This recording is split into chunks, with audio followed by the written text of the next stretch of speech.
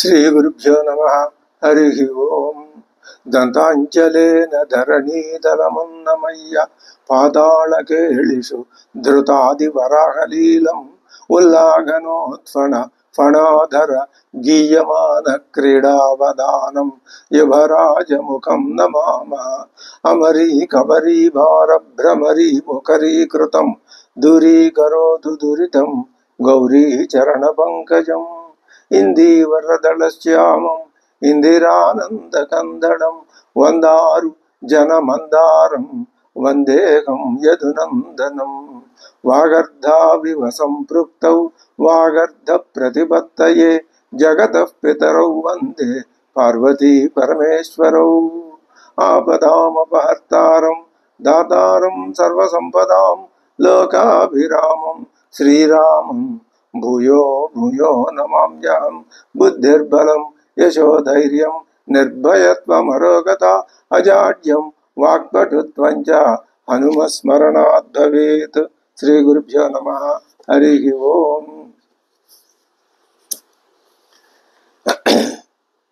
అంగదుడి నాయకత్వంలో హనుమదాదులు దక్షిణ దిక్కుకి సీతాన్వేషణ కోసం సుగ్రీవుడి చేత పంపించబడ్డారు.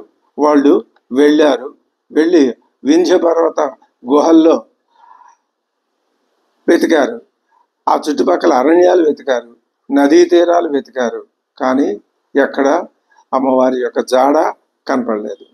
ఏం చేస్తున్నారు? ఆహారం, ఫలాలు, మూలాలు తింటూ, ఎక్కడైనా మంచి స్వాదు జలం లభిస్తే, పేయ జలం లభిస్తే దాన్ని తాగుతూ ప్రవేశింపనలవి కాని దట్టమైన అరణ్యాల్లో వెతుకుతున్నారు. చొరవ శక్యం కాని ప్రదేశాల్లో వెతుకుతున్నారు. ఎంత వదలకుండా వెతికినా ఎక్కడ ఏమీ ప్రయోజనం కనపడలేదు. శ్రమపడి అలసిపోయారు. అయినా వాళ్ళు అన్వేషణ మాత్రం ఆపలేదు. ఇంకా నీ ఆహార పదార్థాలు దొరికే ప్రదేశాల్లో వెతికితే ఎంతకాలమైనా వెతకచ్చు. కానీ నీళ్లు లేవు, తినటానికి ఏమీ తిండి లేదు. అటువంటి ప్రదేశాల్లో కూడా ఆహారం దొరకపోయినా సరే వాళ్ళు వెతికారు. దప్పికతో అలసిపోయినా వాళ్ళు వెతికారు. అలా అలసిపోవటం వల్ల వాళ్ళ యొక్క శక్తి సన్నగిలిపోయింది. ఇప్పుడు వాళ్ళు ఏమిటిగా సుగ్రీవుడికి ఆజ్ఞ విని వాళ్ళకి భయం, రాముడికి సంతోషం కలిగించాలి అని ఒక పక్క ఆలోచన. అలాగే సుగ్రీవుడికి కూడా మనం సీతమ్మ వారిని చూశామని వెళ్ళి చెప్తే ఆయనకి ఆనందం కలుగుతుంది. కాబట్టి రాముడికి సుగ్రీవుడికి ఆనందం కలిగించాలి అని వాళ్ళ తాపత్రయం. ఎంత వెతికినా అసలు రావణుడు అనేవాడు కానీ, ఆ రావణుడి జాడ కానీ ఎక్కడా కనిపించలేదు.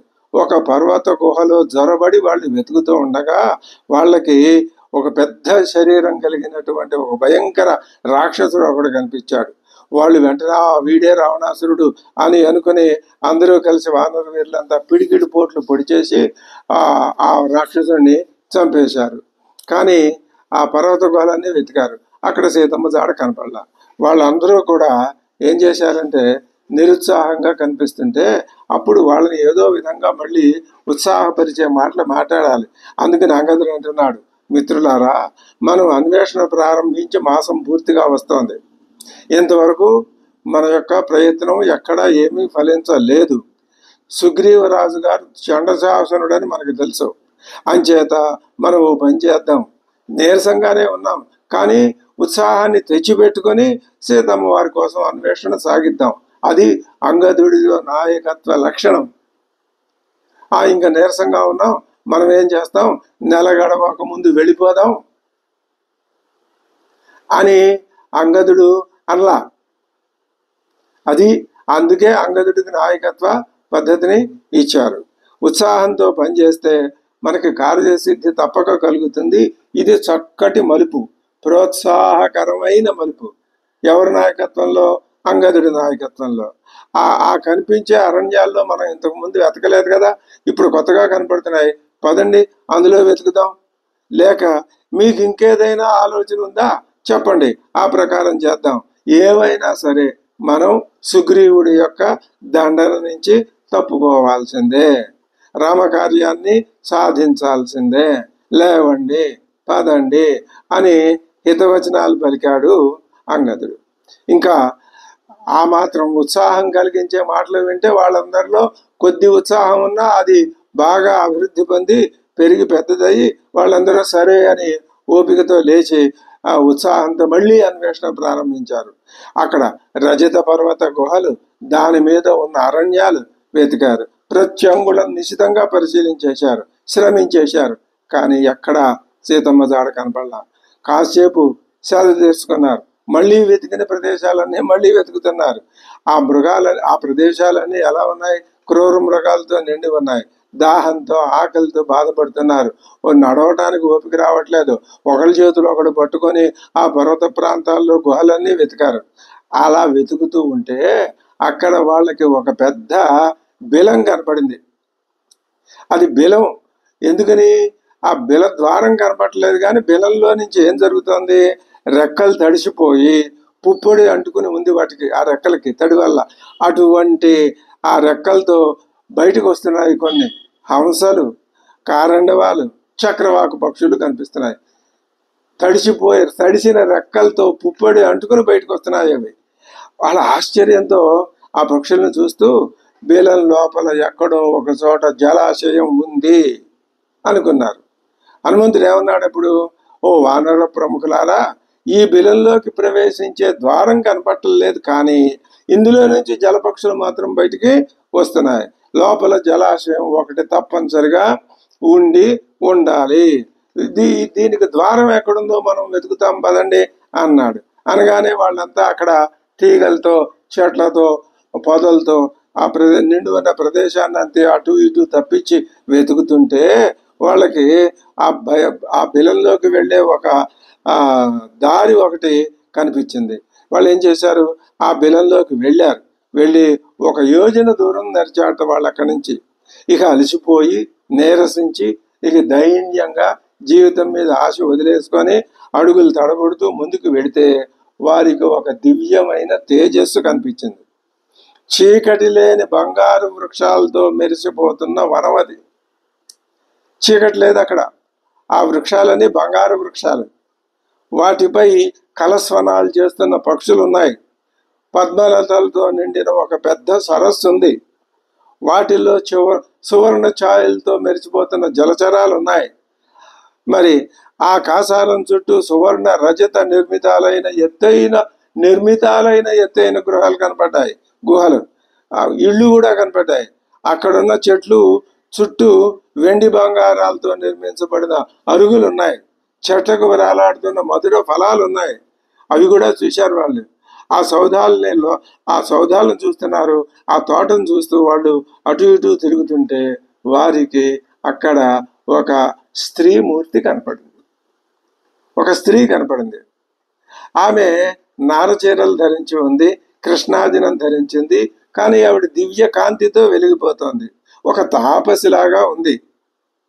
వానరులంతా ఆవిడని చూసి ఆశ్చర్యపోయారు. అప్పుడు హనుమంతుడు అంటున్నాడు ఆమెతో, అమ్మా, ఎప్పుడైనా ఇలా కొత్త వాళ్ళతో మాట్లాడాలన్నా, చక్కగా మాట్లాడాలన్నా, వాళ్ళ హృదయం తెలుసుకోవటానికి మాట్లాడాలన్నా, లేదా ఈయన మాట్లాడేవాడు మంచివాడు గొప్పవాడు అనే అభిప్రాయం అవతల వ్యక్తికి కలిగించే విధంగా మాట్లాడాలన్నా హనుమంతుడే అందుకు సమర్థుడు అంటున్నాడు. ఈ విషయం ఇంతకుముందు రామలక్ష్మణులతో మాట్లాడినప్పుడు మనకి తెలిసింది. అంటున్నాడు, అమ్మా, మీరెవరు? ఈ బిలం, ఈ భవనాలు, ఈ సంపద ఎవరివమ్మా? మేము ఆకలి దప్పులతో బాధపడుతున్నామమ్మా. ఈ బిలంలో ప్రవేశించాము. ఇక్కడ అద్భుతమైన ఈ ప్రకృతిని చూశాము, నిన్ను కూడా చూశాము. మాకు కొంచెం ఈ ప్రకృతిని నిన్ను చూస్తే కొద్దిగా భయం కలుగుతున్నదమ్మా, కొంచెం భ్రాంతి కూడా కలుగుతోంది. ఈ భవనాలన్నీ ఎవరివి? ఇదంతా నీ తప ప్రభావమా? ఈ మాట అడగాలి. నీ తప ప్రభావం అనే మేము అనుకుంటున్నాం అంటే ఎవరైనా సరే ఆ మాట విని ఆనందించవలసిందే. ఇంకా వ్యతిరేక భావం అనేది వాళ్ళ హృదయంలోకి రాదు. లేక వేరే ఎవరికైనా చెందిందా? మళ్ళీ అనుమానమే అడిగాడు. మా సందేహం తీర్చవమ్మా అన్నాడు. అప్పుడు ఆ తాపసి హనుమంతుడి మాటలు విని, ఆవిడ ధర్మమూర్తి కదా, ఆవిడ అంటున్నది, వానర్లారా, మహాతేజోవంతుడు తపశ్శాలి అయిన దానవ శిల్పి ఒక ఆయన ఉన్నాడు. ఆయన పేరు మయుడు. ఆయన ఈ వనాన్ని, ఈ భవనాల్ని నిర్మించాడు. ఈ వనంలో ఆయన ఎన్నో వేల సంవత్సరాలు బ్రహ్మని గురించి తపస్సు చేశాడు. బ్రహ్మదేవుడి వల్ల వరాలు కూడా పొందాడు. తర్వాత వరాలు పొందిన తర్వాత కూడా ఇక్కడ చాలా కాలం నివసించాడు. ఆ మయుడు హేమ అనే అప్సర స్త్రీ యందు అనురాగం పెంపొందించుకున్నాడు. అది చూసినటువంటి దేవేంద్రుడు ఆ మయుడిని కాస్త సంహరించేశాడు. బ్రహ్మ ఈ వనాన్ని, ఈ భవనాల్ని హేమకు ఇచ్చాడు. నేను మేరు మహర్షి అనే ఆయన యొక్క కుమార్తెని. నా పేరు స్వయంప్రభ. ఈమె ఈ హేమకు నేను ఇద్దరం ప్రియ స్నేహితుడు అంటాం. ఆమె ఆజ్ఞ మేరకే నేను ఈ వనాన్ని, ఈ భవనాల్ని రక్షిస్తూ ఇక్కడ ఉన్నాను. ఇది నేను ఇక్కడ ఉండటం కారణం. ఇవన్నీ హేమకు చెందినవి. హేమని ప్రేమించిన వాడు మయబ్రహ్మ, మయుడు. ఆ మయుడిని ఇంద్రుడు సంహరించాడు. ఇది ఇక్కడ జరిగిన సంగతి. సరే, నేను నా సంగతి చెప్పాను, కానీ మీరెవరయ్యా? ఏం పని మీద వచ్చారు? ఈ అడవుల్లో ఎందుకు తిరుగుతున్నారు? ఈ వనం మీకు ఎలా నచ్చింది? ఎలా కనిపించింది? శుచీన్యభ్యవహార్యాణి మూలాని చ ఫలాని చ భుక్త్వా పీత్వా చ పానీయం సర్వం మే వక్తుమర్హత. మీరు ముందు చక్కగా తీయటి పళ్ళు తినండి, చక్కటి మంచినీళ్ళు తాగండి, సేద తీర్చుకోండి, అప్పుడు మీ సంగతి నాతో చెప్పండి అని అన్నది. తర్వాత మనం మాట్లాడదాం అన్నది. ఆమె చెప్పింది. ఆమె చెప్పినట్లుగానే వాళ్ళు శుభ్రంగా ఆమె ప్రసాదించినటువంటి పళ్ళు తిన్నారు, స్వాదు జలాలు తాగి, అప్పుడు వానరులు వీరులారా, మీ అలసట తీరింది కదా, మీ వృత్తాంతం ఏమిటో చెప్పండి అన్నది. అప్పుడు హనుమంతుడు మళ్ళీ అంటున్నాడు, రాజా సర్వస్య లోకస్య మహేంద్ర వరుణోపమః రామో దశరథిర్హి శ్రీమాన్ ప్రవిష్టో దండకావనం లక్ష్మణేన సహ భ్రాత్ర వైదేహ్యా సహ భార్యయా తస్య భార్య జనస్థానాత్ రావణేన హృతా బలాతు. ఇదంతా కథ అంతా వాళ్ళు చెప్పారు. చెప్పి ఇప్పుడు శ్రీరామునికి మిత్రుడు ఉన్నాడు సుగ్రీవుడు. ఆయనే మా మహారాజు. ఆ సుగ్రీవుడి ఆజ్ఞ వల్ల మేము ఆ సీతమ్మ వారిని అన్వేషిస్తూ వెతుకుతూ బయలుదేరి తిరుగుతూ ఇక్కడికి వచ్చాం.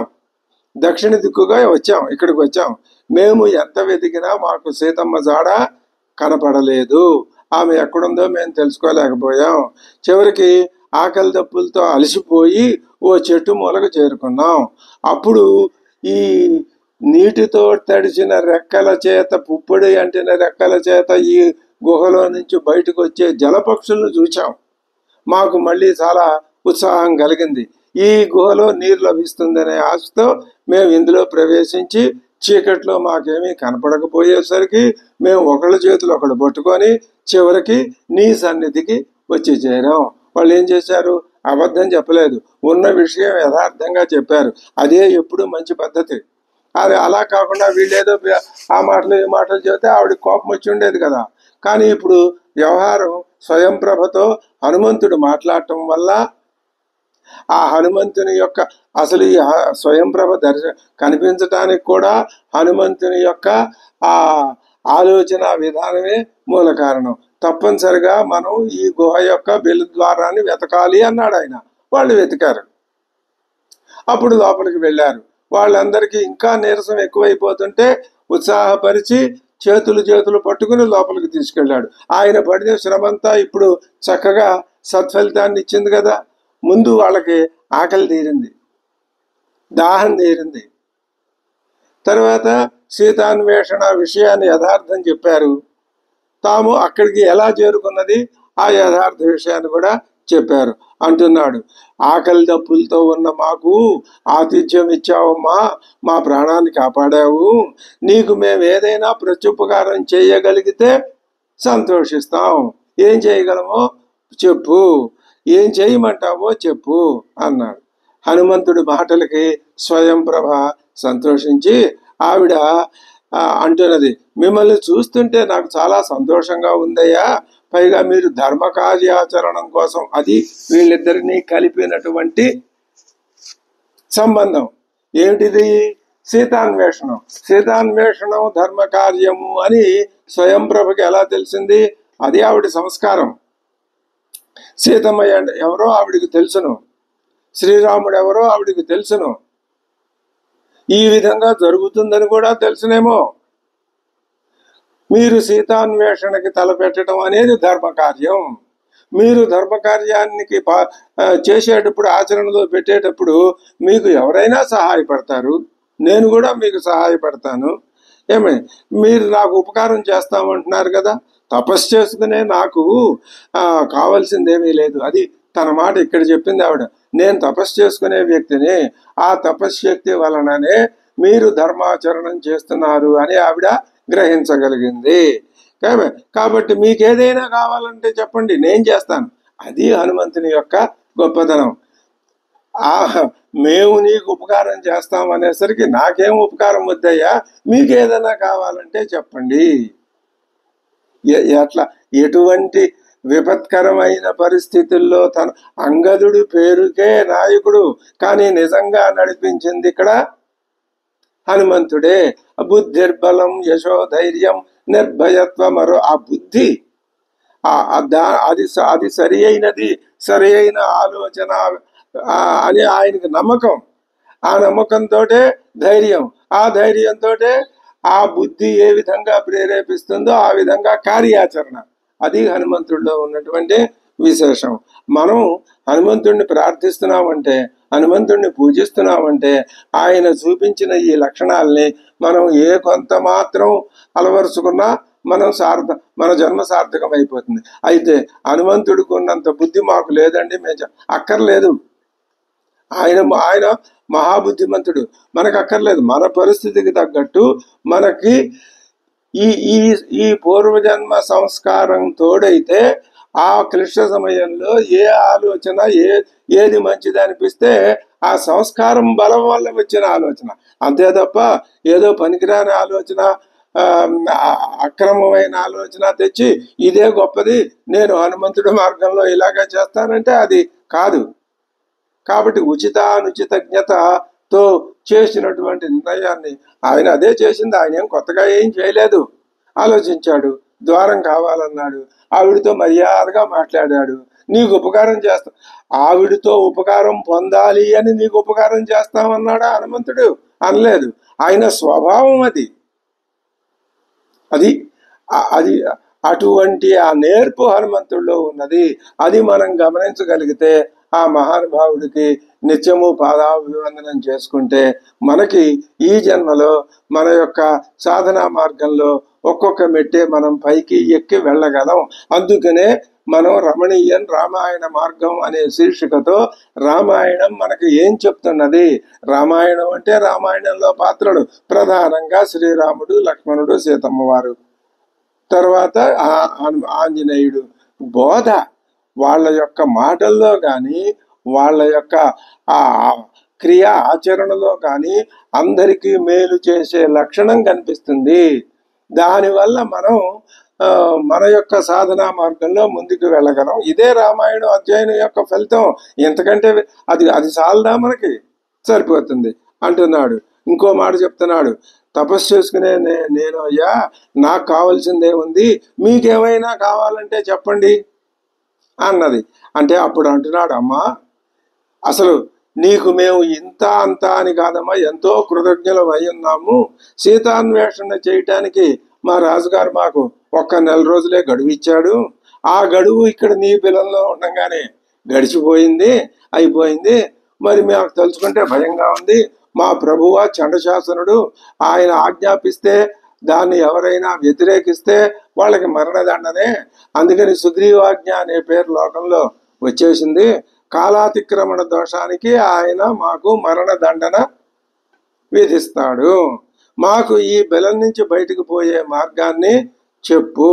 మేము ఇక్కడే ఉండిపోతే ఏమవుతుందంటే మాకు నిర్దేశింపబడిన రామకార్యం మేము ఎలా పూర్తి చేయగలం? మాకు దారి చూపించి పుణ్యం కట్టుకోవమ్మా అని అడిగాడు. అడిగితే ఆ మాటలు విని స్వయంప్రభ, ఈ బిలంలో ప్రవేశించిన వాడు మళ్ళీ ప్రాణాలతో బయటికి వెళ్ళడయ్యా, కానీ మీరు చెయ్యబోయేటటువంటి ధర్మకార్యానికి, లోకోపకారకమైనటువంటి మహా గొప్ప కార్యానికి, మహత్కార్యానికి నేను దోహదం చేస్తాను. నేనేం చేస్తానంటే మీకు సహాయపడతాను. నా తపశ్శక్తి చేత మిమ్మల్ని ఈ బిలం నుంచి బయటికి పంపిస్తాను. మీరందరూ కళ్ళు మూసుకోండి ఒకసారి అన్నది. వెంటనే వాళ్ళంతా చేతులతో కళ్ళు మూసుకున్నారు. అప్పుడు మరుక్షణంలో వాళ్ళంతా మళ్ళీ ఎక్కడ కనపడ్డారు, ఎక్కడికి వచ్చారు? వింధ్య పర్వత దక్షిణ దిశలో సముద్రపు ఒడ్డున నిలిచారు. అది తన మాటల్లో చెప్పకుండానే చేతల్లో సహాయం చేసి చూపించింది స్వయంప్రభ. అందుకు స్వయంప్రభ వృత్తాంతం ఇక్కడ చక్కగా అద్భుతంగా, పైగా ఇటువంటి విశేష విషయాలు వినటం, కథ చెప్పేటప్పుడు కథకుడి లక్షణం. అది వినేటప్పుడు ఆ వినే వాళ్ళల్లో, రామాయణం చదివే వాళ్ళలో ఆసక్తి కూడా కలుగుతుంది. ఆ ఆసక్తిని కలిగించాలి కావ్యం. ఆసక్తితో పాటు కథకి తోడ్పడాలి. ఇప్పుడు వీళ్ళంతా ఎక్కడున్నారు? సముద్రపు ఒడ్డున ఉన్నారు. వీళ్ళు వచ్చింది ఎక్కడి నుంచి? ఆ వింధ్య పర్వతం అడవుల్లో నుంచి వచ్చారు. ఎక్కడున్నారు? వెళ్ళి సముద్రం దగ్గర, సముద్రపు ఒడ్డున చక్కగా అక్కడ కూర్చోబెట్టింది తీసుకుని వెళితే అప్పుడు వాళ్ళకి ధైర్యం చెప్తూ స్వయంప్రభ ఏమంది? మీకు శుభం అవుతుంది, వెళ్ళిరండి అన్నది. అది మళ్ళీ తన బిలంలోకి ప్రవేశించి ఆవిడ అదృశ్యమైపోయింది. ఇప్పుడు ఇక వీళ్ళకి మళ్ళీ ఈ వింధ్య పర్వత ప్రాంత భూమి మీద వానరులంతా అక్కడ వాళ్ళు కూర్చున్నారు. తర్వాత సీత కోసం, సీతాన్వేషణం కోసం ఏం చెయ్యాలి? ఏవ ముక్త శుభం వాక్యం తాపస్య ధర్మ సంహితం వాచ వాక్యం హనుమాన్ తామనిందిత చేష్టితాం. మమ్మల్ని బయటికి చేర్చమన్నాడు, నువ్వు కాపాడవస్తుందన్నాడు. వాళ్ళంతా సముద్ర ఒడ్డుకి స్వయంప్రభ చేత చేర్చబడ్డారు కదా. అప్పుడు వాళ్ళు సముద్రాన్ని చూశారు. అపారం అభిగర్జంతం ఘోరైర్ఊర్మిభిరావృతం. పెద్ద ఆ సముద్రపు ఘోష ఇంత అంతా కాదు, పెద్ద పెద్ద ఊర్ములు, అలలతో నిండి ఉన్నది సముద్రం. దాన్ని చూశారు వాళ్ళు. మయస్య మాయా విహితాం గిరిదుర్గం విచిన్వతాం తేషాం మాసో వ్యతిక్రాంతో యో రాజ్ఞా సమయకృత. రాజుగారు చేసిన ఆ గడువు, విధించిన గడువు, అది కాస్త స్వయంప్రభ దగ్గరికి వెళ్ళి ఆవిడతో మాట్లాడి తిరిగి వచ్చే సమయానికి నెల గడువు పూర్తి అయిపోయింది. వింధ్యస్యతు గిరే పాదే సంప్రపుష్పిత పాదపే ఉపవిశ్య మహాత్మాన చింతామాపే ధిరే తథా. వాళ్ళ పర్వత ప్రాంతాల్లో కూర్చుని మళ్ళీ ఇక చింతించడం మొదలుపెట్టారు. తతః పుష్పాతి భారాగ్రాన్ లతా శత సమావృతాన్ ద్రుమాన్ వసంతికాన్ దృష్ట్వా బభూవుర్భయశంకితా. వాళ్ళంతా ఆ ప్రదేశాన్ని చూసి మరి ఇక సుగ్రీవుడు భయశంకిత, ఇంకా అయిపోయింది, సుగ్రీవుడు కోపానికి మనం గురి అవ్వాల్సిందే అని వాళ్ళు అనుకుంటున్నారు. తే వసంతం అనుప్రాప్తం ప్రతిబుద్ధ్వా పరస్పరం నష్ట సందేశ కాలార్థ నిపేతుర్ధరణీతలే. ఒకరితో ఒకడు మాట్లాడుకుని వసంత ఋతువు వచ్చిందని తెలుసుకొని రాజాజ్ఞను అనుసరించి మాసం లోపల తాము సాధించవలసిన పని చెడిపోయిన కారణం చేత భయపడి నేల మీద పడిపోయారు వాళ్ళు. తతస్థాన్ కపివృద్ధాంస్తు సృష్టాంచైవ వనౌకసః వాచా మధురయా ఆభాష్య యథావదనుమాన్య చ సతు సింహవృషస్కంధః పేనాయత భుజః కపిః యువరాజో మహాప్రాజ్ఞః అంగదో వాక్యమబ్రవీత్. అంగదుడు అంటున్నాడు, శాసనాత్ కపిరాజస్య వయం సర్వే వినిర్గతాః మాసః పూర్ణో బిలస్థానం హరయః కిన్న భుజ్యతే. మాసం గడువు పూర్తయింది కదా. వయం ఆశ్వయుజే మాసి కాల సంఖ్యా వ్యవస్థితాః ప్రస్థితా సోపి చాతీతః కిమతః కార్యముత్తరం. ఆశ్వయుజ మాసం పరమావధిగా స్వీకరించి సీతాన్వేషణకి వచ్చాం. ఆ గడువు గడిచిపోయింది. ఇప్పుడు ఏం చేయాలో మీరంతా చెప్పండి. భవంతః ప్రత్యయం ప్రాప్తాః నీతి మార్గ విశారదాః హితేష్వభిరతాః భర్తుః నిసృష్టాః సర్వకర్మసు. మీరు సకల కార్యాలు సాధించటంలోనూ మీరు బాగా సమర్థులు కదా. కర్మస్వ ప్రతిమా సర్వే. కర్మలు సాధించటంలో మీకు సాటి ఎవరూ లేరు. దిక్షు విస్తృత పౌరుషా. మీ పౌరుష పరాక్రమాలు అందరికీ తెలిసినవే. మాం పురస్కృత్య నిర్యాతా పింగాక్ష ప్రతిచోదితా. నన్ను నాయకుడుగా ఆయన నియమించాడు. ఆయన ఆజ్ఞ ప్రకారం మనం వచ్చాం అనుకోండి. ఇదానీం అకృతార్థానాం మర్తవ్యం నాత్ర సంశయ. మనం గనక కృతార్థులం కాలేకపోతే మరణించవలసిందే. నాత్ర సంశయ, అందులో అనుమానమేమీ లేదు. హరిరాజస్య సందేశం అకృత్వా కసుఖీ భవేత్. సుగ్రీవాజ్ఞను ధిక్కరించి ఎవడు సుఖంగా ఉండగలడు? తస్మిన్ అతీతే కాలేతు సుగ్రీవేణ కృతే స్వయం ప్రాయోపవేశనం యుక్తం సర్వేషాంచ మనౌకసాం. ఇంకా ఇక మనకి దారి లేదు, ఒకటే దారి. మనం ఏం చెయ్యాలి? ప్రాయోపవేశం చెయ్యాలి. ప్రాయోపవేశం అంటే ఏమిటి అంటే, ఏమీ తినకుండా నీళ్లు తాగకుండా అలాగా ఒకనొక ధ్యాన స్థితిలో కూర్చుంటే క్రమంగా చిక్కిపోయి శల్యమైపోయి మరణించేస్తాం. ఇది ప్రాయోపవేశం అంటే. తీక్ష్ణ ప్రకృత్యా సుగ్రీవః స్వామి భావే వ్యవస్థితః నక్షమిష్యతి న సర్వాన్ అపరాధ కృతో గతాన్. సుగ్రీవుడు క్షమించటం లేదు. దయా దాక్షిణ్యాలకు చోటు లేదు. నెల దాటిపోయింది కాబట్టి మనం ప్రాయోపవేశం చేద్దాం. అప్రవృత్తౌ చ సీతాయాః పాపమేవ కరిష్యతి తస్మాత్ క్షమమిహాద్యైవ ప్రాయోపవిశనం వినః. ఆయన మనకు ఉపకారం చేయడు, మనకు మరణదండనే తప్పదు.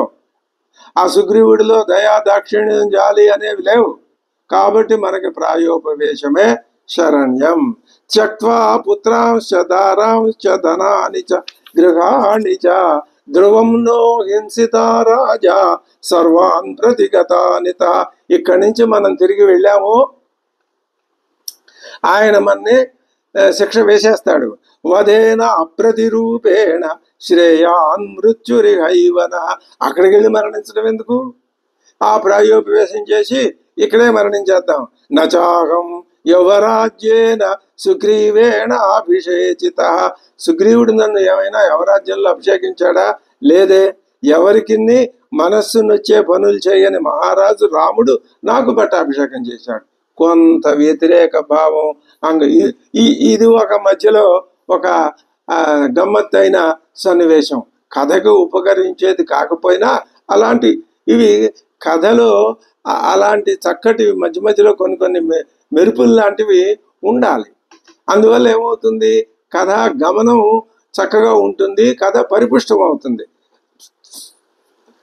నన్ను రాముడు పట్టాభిషేకం చేశాడు, సుగ్రీవుడు ఏమన్నా చేశాడా? నా సపూర్వం బద్ధ వైరో మాం రాజా దృష్ట్వా వ్యతిక్రమం ఘాతయిష్యతి దండేన తీక్ష్ణేన కృత నిశ్చయ. బహుశా అంగదుడి మనసులో ఆలోచన వచ్చిందేమో.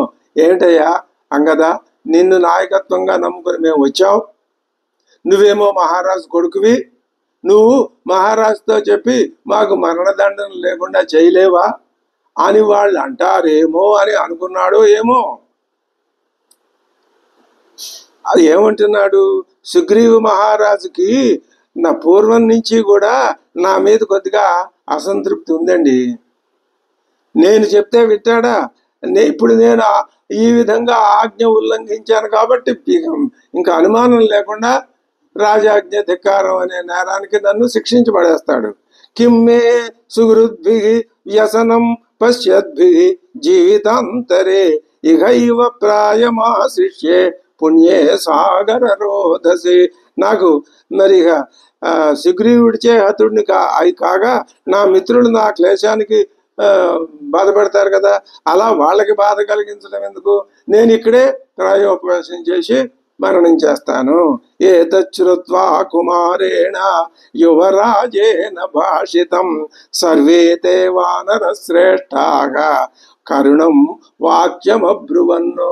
వాళ్ళంతా దయా చాలా దీనంగా జాలిగా అంటున్నారు. ఏమంటారు? తీక్ష్ణ ప్రకృత్యా సుగ్రీవ ప్రియాసక్తశ్చ రాఘవ అదృష్టాయాంతు వైదేహ్యాం దృష్ట్వా చైవ సమాగతాన్ రాఘవ ప్రియ కామార్థం ఘాతయిష్యత్య సంశయం నక్షమం చ అపరాధానాం గమనం స్వామి పార్శ్వత.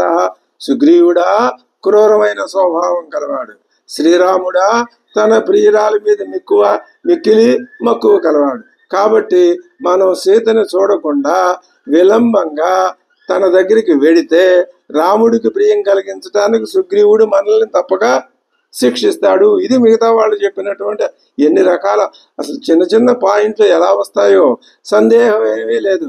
కాబట్టి మనం అపరాధులమై మన ప్రభువు చెంతకి వెళ్ళొద్దు. ఇహైవ సీతామన్విష్య ప్రవృత్తిముపలభ్యవా నోచేత్ గచ్చామ తం వీరం గమిష్యామో యమక్షయం. సుగ్రీవుడి దగ్గరికి మనం వెళ్ళాలి అంటే సీతమ్మ జాడ తెలుసుకునే వెళ్ళాలి, లేదా సుగ్రీవుడి దగ్గరికి వెళ్ళటం అనేది లేదు. ఎక్కడికి వెళ్ళాలి? యమాలయానికి వెళ్ళాల్సిందే. ప్లవంగమానాంతు భయార్దితానాం శ్రుత్వా వచస్తార ఇదం బభాషే. తారుడు వానర శ్రేష్ఠుడు అతడు. వీళ్ళంతా భయపీడితులై అంగదుడే మాట అన్నాడు, మిగిలిన వాళ్ళందరూ కూడా అదే మాట అనేసరికి తారుడు అంటున్నాడు, మీరేమీ దుఃఖింపకండయ్యా. ఎందుకు దుఃఖిస్తారు? మీరు అంగీకరిస్తే మనం మళ్ళీ ఈ బలంలోనే ప్రవేశించి అందులోనే ఉండిపోదాం. ప్రాయోపవేశం ఎందుకు? అందులో ఉంటే మనం ఎవరు కనిపెడతారు? ఈయన కొత్త ఆలోచన చెప్పాడు తారుడు. ప్లవంగమానాంతు భయార్దితానాం శ్రుత్వా వచస్తార ఇదం బభాషే అలం విషాదేన బిలం ప్రవిశ్య వసామ సర్వే యది రోచతే వహ. మీకు నచ్చితే అలా చేద్దాం అన్నాడు. ఇదం హి మాయా విహితం సుదుర్గమం ప్రభూత వృక్షోదక భోజ్యపేయకం. ఇందులో చక్కగా భోజనం దొరుకుతుంది, నీళ్లు దొరుకుతాయి, హాయిగా సుఖంగా ఉండొచ్చును. ఇహాస్తినో నైవ భయం పురందరాదు. ఇక్కడ మనం నివసిస్తే దేవేంద్రుడి వల్ల గాని నా రాఘవాత్ వానర రాజతోపివా. రాఘవుడి వల్ల భయం లేదు, వానర రాజు వల్ల కూడా భయం లేదు. శుభ్రంగా లోపలికి వెళ్ళిపోయి అక్కడే ఉండిపోదాం. శ్రుత్వహంగదస్యాపి వచోనుకూలం ఊచుశ్చ సర్వే హరయ ప్రతీతాః. తారుడి మాటలు విని వాళ్ళంతా విశ్వాసంతో మనం ఎలా చేస్తే హింసింపబడకుండా అంటే శిక్షింపబడకుండా ఉంటామో ఆ పని ఇప్పుడే చేద్దాం అని వాళ్ళకి కావాల్సింది ఇప్పుడేమిటి? ప్రాయోపవేశం అనేది లేకుండా సీతాన్వేషణ జరగట్లేదు.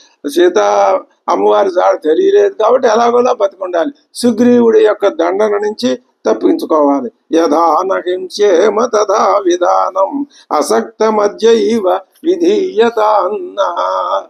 ఇప్పుడు ఇంకా ఇలా వచ్చింది పరిస్థితి, ఏం చెయ్యాలి, ఎలాగా, దీంట్లో నుంచి బయటపడే విధానం ఎవరు చెప్తారు? తదా బ్రువతి తారేతు తారాధిపతి వర్చసి అధమేనే కృతం రాజ్యం హనుమాన్ అంగదేన తతు. తారుడు ఈ మాట చెప్పేసరికి అంగదుడు వానర రాజ్యాన్ని తప్పక పాలించ సమర్థుడు అని అనుకుంటున్నాడు హనుమంతుడు. అధమేనే కృతం రాజ్యం హనుమాన్ అంగదేన తతు బుద్ధ్యా హ్యష్టాంగయా యుక్తం చతుర్బల సమన్వితం చతుర్దశ గుణం మేనే హనుమాన్ వాలిన సుతం. వాలి కుమారుడైన అంగదుడు అష్టాంగాలతో కూడిన బుద్ధి కలవాడు, చతుర్విధ బలములు చతుర్దశ గుణములతో ఒప్పుతున్నాడు అని హనుమంతుడు తలచెను. బుద్ధ్యా హి అష్టాంగయా యుక్తం, అష్టాంగములతో కలిగిన బుద్ధి కలవాడు, చతుర్బల సమన్వితం చతుర్విధములైన బలములు, చతుర్దశ గుణం చతుర్దశ గుణములతో ఒప్పేవాడు ప్రకాశించేవాడు అంగదుడు. ఏమిటి ఇక్కడ అంటే గ్రహణం ధారణం చైవ స్మరణం ప్రతిపాదనం ఊహాపోహోర్ధ విజ్ఞానం తత్వజ్ఞానం చ ద్విగుణా. ఏమిటివి అంటే గ్రహించటం, ధరించటం, స్మరించటం, బోధించటం, ఊహించటం, ఊహించిన వాటిల్లో అయుక్తమైన వాటిని విడిచిపెట్టేయటం, అర్థం, ధనం, జ్ఞానం సంపాదించే జ్ఞానం, తత్వం తెలియుట అనే ఇవి అన్ని బుద్ధి గుణాలు. బాహుబలం, మనోబలం, ఉపాయ బలం, బంధుబలం అని బలం 4 విధాలుగా ఉంటుంది. దేశకాలజ్ఞత, దార్ఢ్యం, సర్వక్లేశ సహిష్ణుత, సర్వ విజ్ఞానిత, దాక్ష్యం, ఊర్జస్సంవృత మంత్రత, అవిసంవాదిత శౌర్యం, శక్తిజ్ఞత్వం, కృతజ్ఞత, శరణాగత వాత్సల్యం, అమర్షిత్వం, అజాపలం. అంటే దేశకాలాలు తెలుసుకోవటం, దృఢత్వం, సకల క్లేశాలు సహించటం, సర్వం తెలిసి ఉండటం, సామర్థ్యం, పూనిక, ఆలోచనను దాచిపెట్టుకోవటం, అసత్యం ఆడకుండా ఉండటం, శూరత్వాన్ని కలిగి ఉండటం, పరుల శక్తి ఏమిటో తెలుసుకోవటం, కృతజ్ఞతను కలిగి ఉండటం, శరణాగతుల మీద వాత్సల్యాన్ని చూపించటం, కోపం లేకుండా ఉండటం, చాంచల్యం కూడా లేకుండా ఉండటం, ఇవి 14 గుణాలు. అంగదుడిలో ఈ 14 గుణాలు ఉన్నాయి. చతుర్విధ బలాలున్నాయి. అష్టాంగ బుద్ధి కూడా ఆయనకు ఉంది అని హనుమంతుడు మేనే అనుకున్నాడు.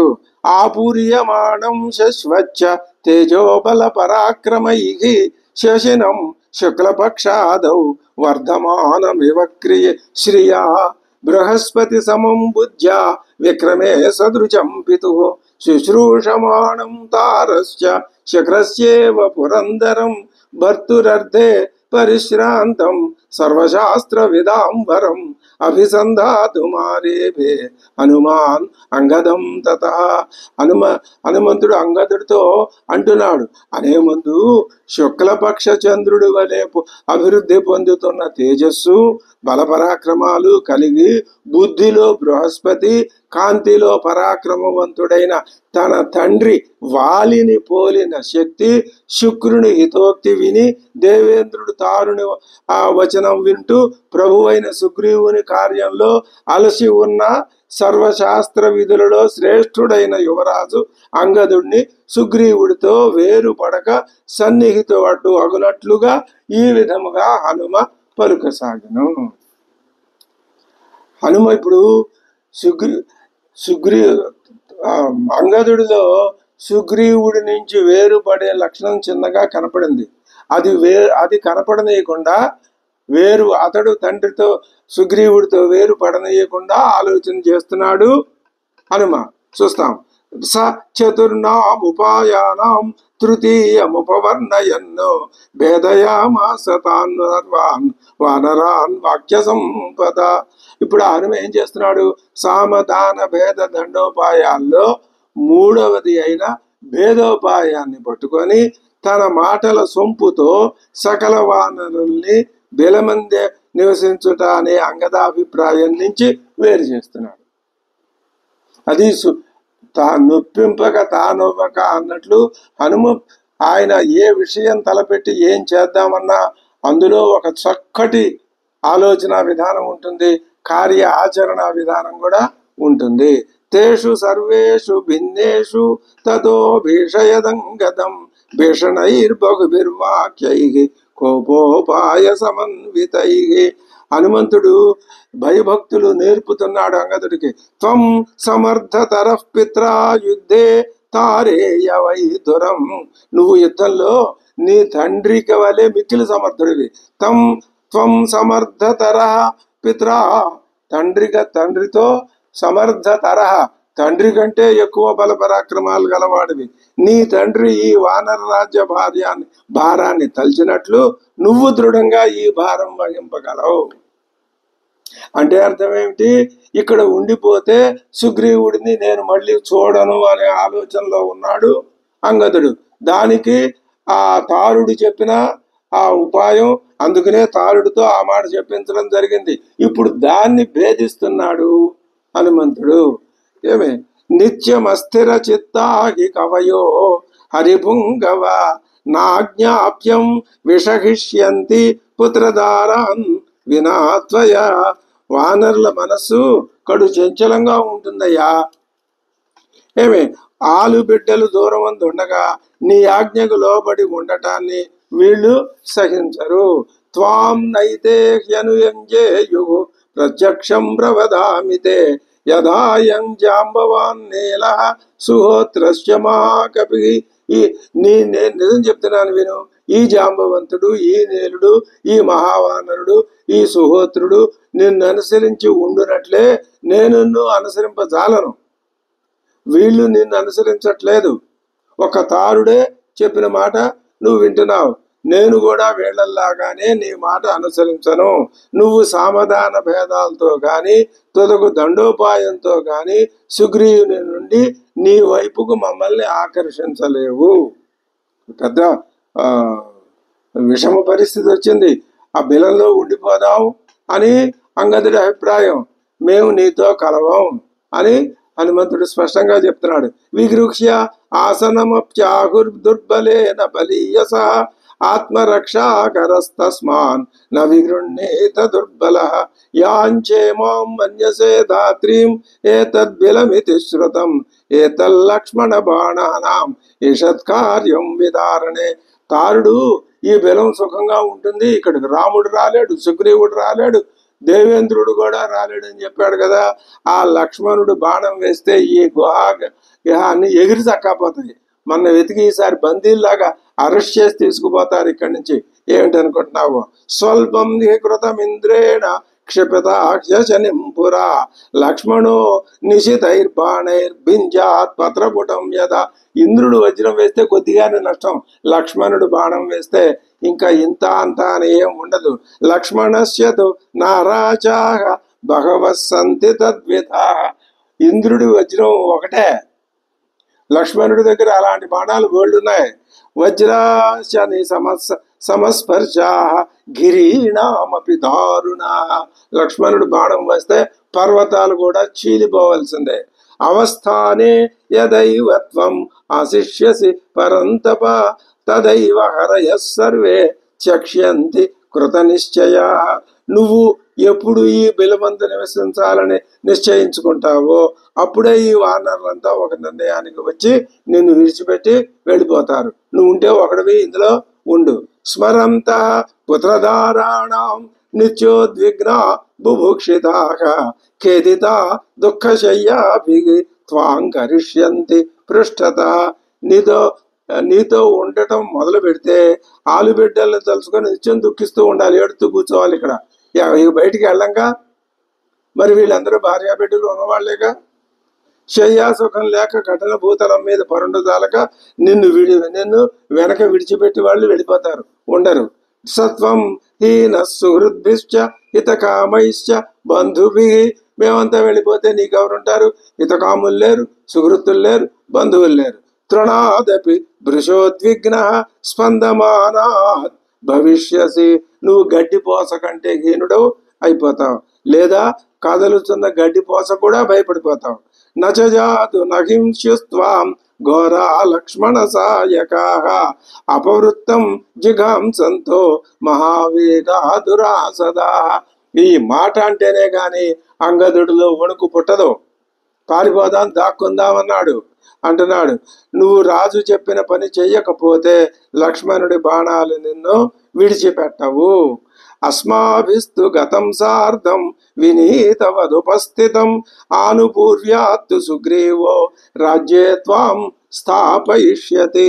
నువ్వు అలా కాక మాతో వచ్చి వినయవంతుడి వలె రాజసేవాసక్తిని రాజభక్తిని ప్రకటించావనుకో, ఏమో క్షమిస్తే క్షమించవచ్చు, నిన్ను మళ్ళీ తన అనంతరం రాజుగా అభిషేకించవచ్చు. నువ్వు ఇక్కడే ఉండిపోతే నీ మిత్రులు ఉండరు, బంధువులు ఉండరు, ఎవరు ఉండరు, నువ్వు అక్కడవే ఉండాలి. ఆ లక్ష్మణుడి బాణాలు నేను. ఎంత అద్భుతమైనటువంటి ఆలోచన విధానంలో ఒక మంచి మాట అనుకుంటే దాని తర్వాత అలా వచ్చే మాటలు, అది ఆలోచన విధానం. హనుమంతుని యొక్క వాదన పటిమ ఒక విషయాన్ని గురించి చక్కగా సరిగ్గా ఊహించటం అన్నమాట. ధర్మకామ పితృవ్యస్తే ప్రీతికామో దృఢవ్రత పితృవ్య, నీ పెంతండ్రి సుగ్రీవుడు ధర్మం అనుసరిస్తాడయ్యా. కోపిష్టి, చంపేస్తాడు, భయంకరమైన ఆజ్ఞలు గలవాడు, నిజమే. కానీ నేను సుగ్రీవుడిలో ఇంకొక పార్శ్వం చూపిస్తున్నాను చూడు, ఆయన ధర్మమూర్తి. అది సుగ్రీవుని యొక్క సుగ్రీవుడు లేనప్పుడు కూడా, లేని చోట కూడా సుగ్రీవుడు మంచిగా చెప్తున్నాడు. వాళ్ళంతా అలా చెప్పలేదు. ఎంత మనస్తత్వ చిత్రణ! హనుమంతుడి మనస్తత్వం అద్భుతమైన మనస్తత్వం. ఇది కదా అందరికీ ఆరాధనీయమైనటువంటి విషయం. మీ తండ్రి ఎలాంటి వాడు? పితృవ్యస్తే ప్రీతికామో దృఢవ్రత శుచి సత్య ప్రతిజ్ఞశ్చ నత్వాంజాతు దిగాంసతి. అసలు నిన్ను హింసించడు. ప్రియకామశ్చ తే మాతుగు తదర్థం చాస్య జీవితం. నువ్వు నీ తల్లి యొక్క ఆ తల్లికి నీ తారకి ప్రియం కలిగించాలని నిన్ను చంపడు. ఇది ఇంకా అద్భుతమైన ఆలోచన. ఈ ఆలోచన తనిగా కనీసం అంగదుడికి కూడా రాలేదే. తస్యాపత్యం చ నాస్యన్యతు తస్మాదంగద గమ్యతాం. ఇప్పుడు సుగ్రీవుడికి ఈ ఒక్కడే కొడుకు కదా, ఆయనకి సంతానం లేదు కదా. నువ్వు ఒక్కడవే అయినప్పుడు నేను చంపేస్తాటయ్యా, ఎవరయ్యా నీకు చెప్పింది? పద, తస్మాత్ గమ్యతాం, నువ్వు ఆయన గడికే వెళదాం నడు అన్నాడు హనుమంతుడు. ఆ మాటలు విని ఇంకా అసలు మాట్లాడడానికి వీల్లేకపోయింది. అప్పుడు ఏం చేస్తాడు? శ్రుత్వా హనుమతో వాక్యం ప్రశ్రితం ధర్మ సంహితం స్వామి సత్కార సంయుక్తం అంగదో వాక్యం అబ్రవీతు. హనుమంతుడి మాటలు ఎలా ఉన్నాయి? ప్రశ్రితం, వినయంగా ఉన్నాయి. ధర్మ సంహితం, ధర్మబద్ధంగా ఉన్నాయి. పైగా స్వామి సత్కార సంయుక్తం, రాజభక్తి భరితంగా ఉన్నాయి. ఆ మాటలు విని అంగదుడు ఇప్పుడు అంటున్నాడు, స్థైర్యం ఆత్మమనశౌచం ఆనృశం చ మదార్జవం విక్రమశ్చైవ ధైర్యం చ సుగ్రీవేనోపపద్యతే. నువ్వు అంటున్నావు కానీ ఓ హనుమంత, మా సుగ్రీవుడి గారిలో స్థిరత్వం లేదు. ఆత్మ మనః శౌచం, ఆత్మశుద్ధి లేదు, మనశుద్ధి లేదు. ఆనృశంస్యం, దయ లేదు. ఆర్జవం, రుజుత్వం లేదు, అంతా కపటమే. విక్రమశ్చైవ, పరాక్రమం, ధైర్యం, ఈ రెండు కూడా సుగ్రీవేనోపపద్యతే, లేవు ఆయనలో. ఆయన కోపం, తండ్రిని శ్రీరాముడి చేత చంపించాడు అని అంగదుడికి లోపల కోపం. అది భ్రాతుర్జ్యేష్ఠస్య యో భార్యాం జీవతో మహిషీం ప్రియాం ధర్మేణ మాతరం యస్తు స్వీకరోతి జుగుప్సితః. తన అన్న బ్రతికి ఉండగానే ఆయన ప్రియ భార్య పట్ట మహిషి ధర్మం ప్రకారం తనకు తల్లి వంటిది ఆయన వదినని జనులు రోతపడేటట్లు స్వీకరించాడే. ఇది అసలు కోపం అంగదుడికి లోపల. ఎక్కడైనా సరే అక్కడ చర్చించలేదు ఈ విషయాన్ని, ఇక్కడ చర్చకు పెట్టాడు వాల్మీకి మహర్షి. ధర్మేణ మాతరం యస్తు స్వీకరోతి జుగుప్సితః కథం స ధర్మం జానీతే. ఏంటయ్యా ఆయనకు తెలిసిన ధర్మం? ఏన భ్రాత్ర మహాత్మన యుద్ధాయాభినియుక్తేన బిలస్య పిహితం ముఖం. ఇది మనందరి మనస్సులో ఉన్న ప్రశ్నే. రక్తం బయటకు వచ్చేస్తే అది వాలిదే అని ఎలా నిర్ణయించాడు? బిలం మూసేసి వచ్చాడు, స్వార్థం ఉందా లేదా అడుగుతున్నాడు ఇప్పుడు సుగ్రీవుడు. సత్యాత్ పాణిగృహీతశ్చ కృతకర్మ మహాయశాః విస్మృతో రాఘవోయేన సకస్యతు కృతం స్మరేతు. వాలి వధించాడు, అంతా అయిపోయింది. తాను ప్రతిజ్ఞ చేశాడు కదా శ్రీరాముడితో సీతా అన్వేషణానికి చేస్తానని, మరి ఎందుకు మర్చిపోయాడు? మహాకీర్తిశాలి అయిన రాముడే మర్చిపోయాడే. అటువంటి వాడు ఎవడు ఉపకారాన్ని గుర్తుపెట్టుకుంటాడయ్యా ఆయన? మనం ఉపకారం చేస్తే మాత్రం గుర్తుపెట్టుకుంటాడా? ఇది అద్భుతమైనటువంటి మదన కార్యక్రమం అన్నమాట. లక్ష్మణస్య భయాద్యేన నాధర్మ భయ భీరుణ ఆదిష్టా మార్గితం సీతాం ధర్మమస్మిన్ కథం భవేత్. అతడు అధర్మానికి కాక లక్ష్మణుడికి భయపడి సీతాన్వేషణానికి వానరులను ఆజ్ఞాపించాడు. అదిట మూల కారణం. అంగదుడు కనిపెట్టాడు. ఇతని యందు ధర్మం ఎలా ఉంటుందయ్యా? తస్మిన్ పాపే కృతజ్ఞేతు స్మృతిహీనే చలాత్మని ఆర్య కో విశ్వసేజ్జాతు తత్కులీనో జిజివిషు. అటువంటి పాపి, కృతజ్ఞుడు, మందమతి, చంచల చిత్తుడు అయినటువంటి సుగ్రీవుణ్ణి శ్రేష్ఠ పురుషుడు ఎవ్వడు, ఉత్తమ వంశంలో పుట్టిన వాడెవడూ కూడా ఏనాడు విశ్వసింపడు. నాకో విశ్వసేతు జాతు, ఎప్పుడూ విశ్వసించడు. రాజ్యే పుత్ర ప్రతిష్టాప్య సగుణో నిర్గుణోపివా కథం శత్రుకులీనం మాం సుగ్రీవో జీవయిష్యతే. ఇప్పుడు తన పుత్రుడగుతో వానిలో గుణాలు ఉన్నా లేకున్నా అతన్ని పట్టాభిషిక్తుని చేస్తాడు, కానీ శత్రుతనయుడినైన నన్ను సుగ్రీవుడు యువరాజుని చేస్తాడా, తర్వాత రాజుని చేస్తాడా, అసలు నన్ను బతకనిస్తాడా? భిన్న మంత్రోపరాధశ్చ హీన శక్తి కథం యహం కిష్కింధాం ప్రాప్య జీవేయం అనాథ యువ దుర్బల. సుగ్రీవుడితో విరోధించి రక్షబిల్లంలో వేరుగా ఉండదలిచిన నా మంత్రాలోచనం బట్టబయలైపోయింది. ఆయన ఆజ్ఞ నెరవేర్చగా అపరాధినైపోయాను. ప్రభు మంత్రోత్సాహ శక్తులు లేనివాడిని. ఇప్పుడు నేను అనాథుని వలె దుర్బలున్నై కిష్కిందకు పోయి ఎలా జీవించగలనయ్యా? ఉపాంశు దండేన హిమాం బంధనే నోపపాదయేత్ శఠక్రూరో నృశం సత్య రాసుగ్రీవో రాజ్యకారణాత్. ఆయన నాకు రహస్య దండనాన్ని విధించి నన్ను బంధించేస్తాడు. ఇట్టి పరిస్థితుల్లో నాకు ప్రాయోపవేశమే మేలు. కాబట్టి ఓ వానర్లారా, మీరందరూ ప్రాయోపవేశం చేస్తారో చేస్తారో నాకు అనవసరం. నన్ను అనుమతించండి, మీరందరూ మీ ఇళ్ళకు పోండి. నేను ప్రతిజ్ఞాపూర్వకంగా కిష్కిందకి రానని చెప్పేస్తున్నాను. మొహమాటం లేకుండా తెగేసి చెప్తున్నా. నేను ఇక్కడనే ప్రాయోపవేశం చేస్తా. నాకు మరణమే శ్రేయోదాయకం. రామలక్ష్మణులు ఎలాంటి వాళ్ళో తెలుసా? బలశాలురు. నాకు మారుగా వాళ్ళకి వందనం చేసి కుశలం అడగండి. వానరరాజు నా పినతండ్రి సుగ్రీవుడికి కూడా అలాగే నేను ప్రణామం చేశానని చెప్పేయండి.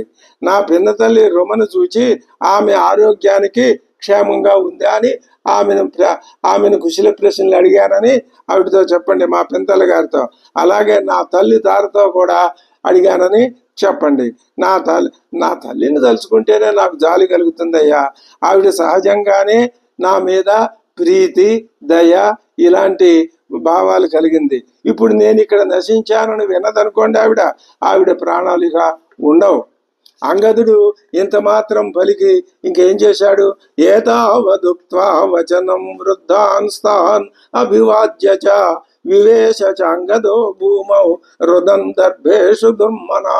దర్భలు పరుచుకొని ఆ నేల మీద కూర్చుండిపోయాడు.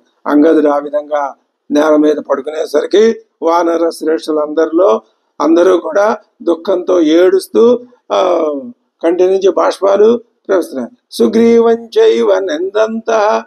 వాళ్ళకి ఇప్పుడు ఆ సుగ్రీవుని నిందిస్తున్నారు. ప్రశంసంతశ్చ వాలినం, వాలిని పొగడుతున్నారు. పరివార్య అంగదం సర్వే, అందరూ అంగదుడి చుట్టూ చేరారు.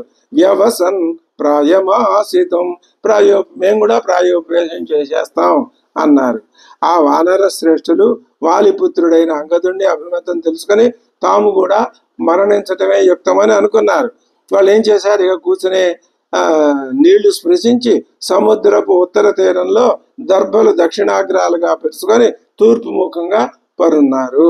రాముడి వనవాసం, దశరథుడి మరణం, జనస్థానంలో కరదూషణాదుల వధ, సీతాపహరణం, జటాయుధ వధ, యుద్ధంలో రాముడు వాళ్ళని వధించటం, సుగ్రీవుడు మాట ఇచ్చి మినగొండట చేత రాముడు కోపించటం, వానరులకు ప్రాయోపవేశ రూపం అయిన భయం కలగటం, వాళ్ళు అక్కడ కూర్చుని ఈ విషయాలనే చెప్పుకుంటున్నారు. వాళ్ళు మహాపర్వతం వలె ఉన్నత కాయలుగా వానరులు అచట పెద్ద పెద్ద ధ్వనులు చేస్తూ నేల మీద శయనించారు.